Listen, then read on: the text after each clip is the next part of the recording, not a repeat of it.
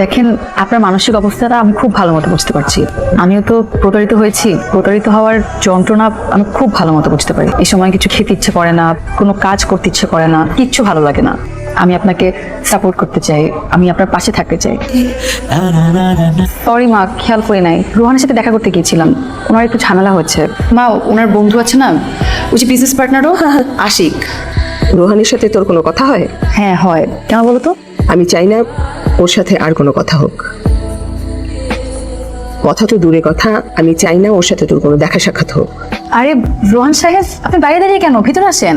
টাঙ্গাইলের চমচম আমার খুব পছন্দ। বসো। তোমার বিজনেস কেমন চলছে রোহান? আন্টি খুব একটা ভালো না, দুর্ঘটনা ঘটে গেছে। আমার বিজনেস পার্টনার যিনি ছিল ও বিট্রে করেছে আমার সাথে।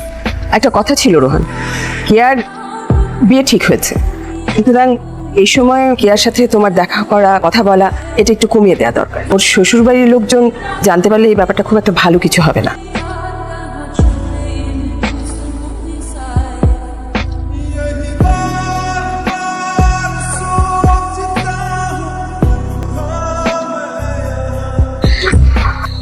আন্টি আরে রোহান, তুমি এত রাতে? আন্টি একটা সুখবর দিতে আসছি।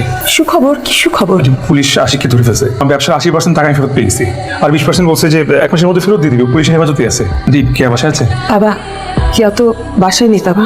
কত বাসা নেই, কোথায় গেছে? ওর শ্বশুর বাড়িতে গেছে। আজ সন্ধ্যায় ওর বিয়ে হয়ে গেছে ওর মামাতো ভাইয়ের সাথে। ওর শ্বশুর বাড়িতে নিয়ে গেছে।